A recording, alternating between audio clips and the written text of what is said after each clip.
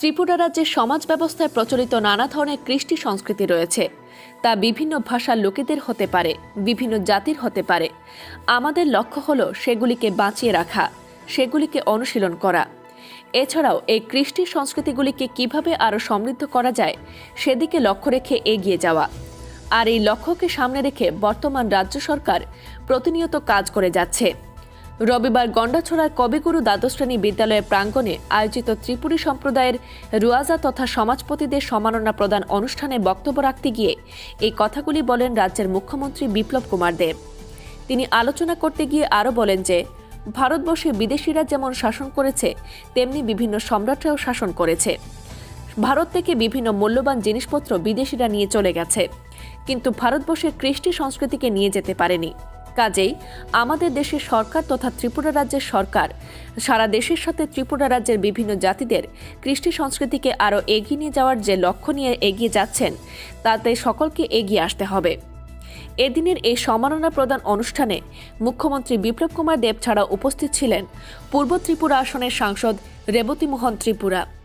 এছাড়া উপস্থিত ছিলেন ধলাই জেলার জেলাশাসক সহ অন্যান্য অতিথিগণ। এদিন মুখ্যমন্ত্রী ত্রিপুরী সমাজের রুয়াজা তথা সমাজপতির হাতে সম্মাননা ও মাসিক সম্মাননা তুলে দেন রাজ্য সরকারের তরফ থেকে। ত্রিপুরা রাজ্যের বিভিন্ন প্রান্ত থেকে আগত ত্রিপুরী সম্প্রদায়ের লোকের সমাগমে অনুষ্ঠান প্রাঙ্গণ ছিল চোখে পড়ার মতো। উপস্থিত সকলে রাজ্য সরকারের এই উদ্যোগকে ধন্যবাদ জ্ঞাপন করেন। Bureau report, news view 365।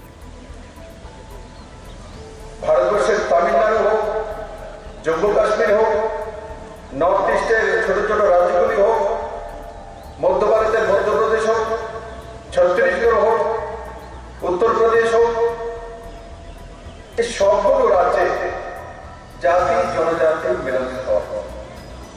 আর আমাদের ত্রিপুরা রাজ্যে 19টি মূল ট্রাইব আছে, তারপর আরো সাব ট্রাইব রয়েছে। তাদের আলাদা আলাদা কৃষ্টি সংস্কৃতি রয়েছে, ভাষা রয়েছে। সেই কৃষ্টির সংস্কৃতিকে বাঁচিয়ে রাখার যে পদ্ধতিগুলো আমরা অনুসরণ করে থাকি, তার মধ্যে একটা যেটা বীরেন্দ্র ত্রিপুরা বলছেন যে আমাদের কাস্টমারি ল, তার মাধ্যমে আমাদের সমাজ ব্যবস্থাকে আমরা কিভাবে পরিচালনা করব তার নির্ণয় করতে পারি। বন্ধুরা, দীর্ঘ সময় ভারতবর্ষের মধ্যে বিদেশি আক্রমণ হয়েছে। আর যখনই বিদেশি আক্রমণ হয়েছে, ধন দৌলত আমাদের থেকে ছিল, ভারত ধনবান দেশ, তো ধন দৌলত নিয়েছে, তার সঙ্গে সঙ্গে ধন দৌলত নিয়েই শেষ করেনি, তারপর আমাদের কৃষ্টি সংস্কৃতি ধর্ম তার উপর আঘাত শুরু করছে। দেখছে ভারতকে তো পরাজিত করা যায় না। সুলতান মাহমুদ 17 বার ভারত আক্রমণ করেছে, সোমনাথ মন্দির থেকে সমস্ত ধন লুণ্ঠন করেছে। তারপরও দেখে ভারত তো শেষ হয় না। ভারত কেন শেষ হচ্ছে না, কেন ভারত দাঁড়িয়ে আছে?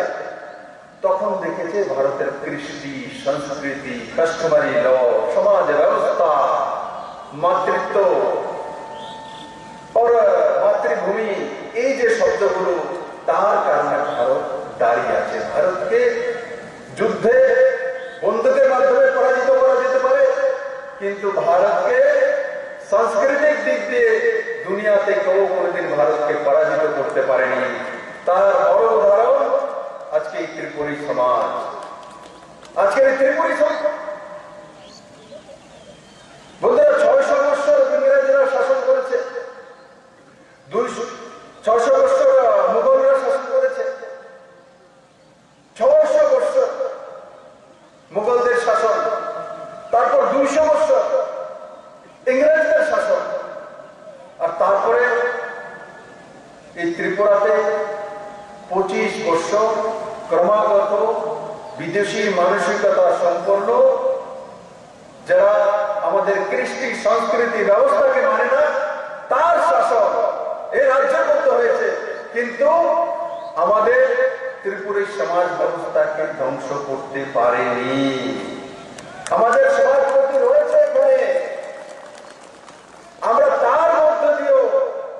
আমাদের সমাজ ব্যবস্থাকে টিকিয়ে রেখেছি বন্ধুরা। আজকে দেরি হয়েছে। প্রধান সমাজপতি বলছিলেন যে এত বছর পর আজকে সেই সমাজপতিদেরকে সরকারিভাবে সম্মানিত করা, ভূষিত করা অনেক দেরি হয়েছে। তাও হয়েছে কেন? আজকে একটা রাষ্ট্রবাদী সোচের সরকার হয়েছে। ভারতের কৃষ্টি সংস্কৃতিকে বোঝে,